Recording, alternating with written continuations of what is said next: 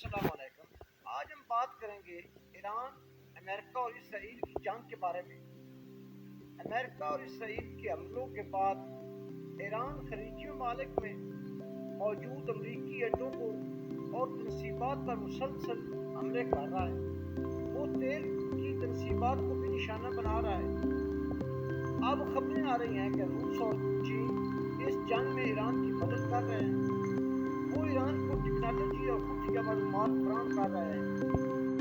امریکی خبر رسائی ادارے CNN کے مطابق روس یوکرین کی جنگ میں استعمال ہونے والے ڈرون حکمت عملی کے بارے میں ایران کو مشورے دے رہا ہے۔ رپورٹ میں بتایا گیا ہے کہ شاید ڈرون ایران نے بنائے تھے اور انہیں روس کو بھی دیا گیا تھا۔ بعد میں روس نے بھی بڑی تعداد میں ایسے ڈرون بنائے۔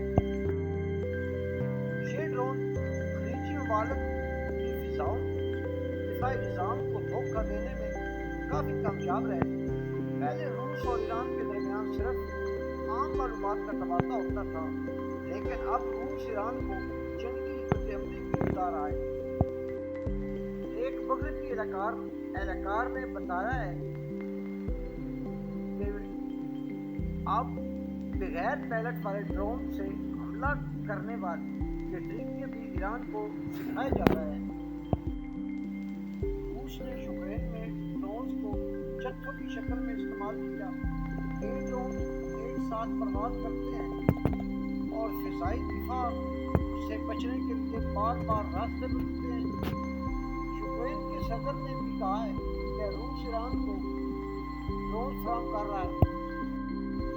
ان کا کہنا ہے کہ روس مستقبل میں ایران کو میزائل اور فضائی دفاع کے معاملے میں مدد دے سکتا ہے۔ اسی طرح یوکرین نے خلیجی ممالک میں ماہرین بھیجے ہیں تاکہ سستے شہد ڈرون کو روکنے کے طریقے سیکھے جا سکیں۔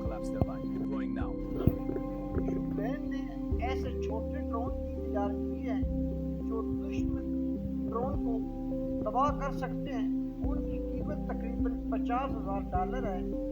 رپورٹ کے مطابق چین کی ایران کو ممکنہ مدد بھی مغربی ممالک کی تشویش کا باعث ہے۔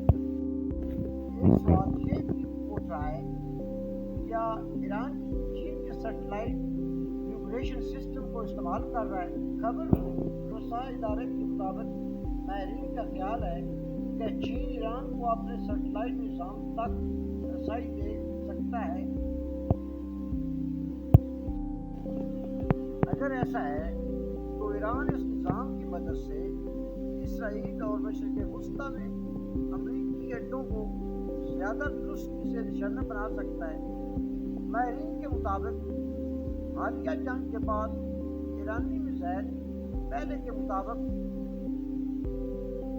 زیادہ درست قیمت پر اپنا کام کر رہے ہیں۔ اسی وجہ سے سوال اٹھ رہا ہے کہ ایران اب کون سا جدید نیویگیشن سسٹم استعمال کر رہا ہے۔ رپورٹ کے مطابق ایران نے اسرائیل اور خلیجی ممالک میں امریکی تنصیبات کی طرف سینکڑوں میزائل اور ڈرون پھینک دیے۔ کچھ میزائل دفاعی نظام نے روک لیے، لیکن کئی میزائل اپنے ہدف پر پہنچنے میں کامیاب بھی ہوئے۔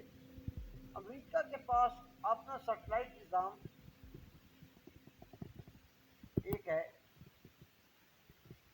وہ جب چاہے اس تک اپنی رسائی حاصل کر سکتا ہے۔ لیکن اگر ایران چین کا پلاٹو سسٹم استعمال کر رہا ہے تو امریکہ کے لیے اسے روکنا مشکل ہوگا۔ چین نے اپنا یہ جدید سیٹلائٹ نیویگیشن نظام 2020 میں شروع کیا تھا، جسے چین کے صدر نے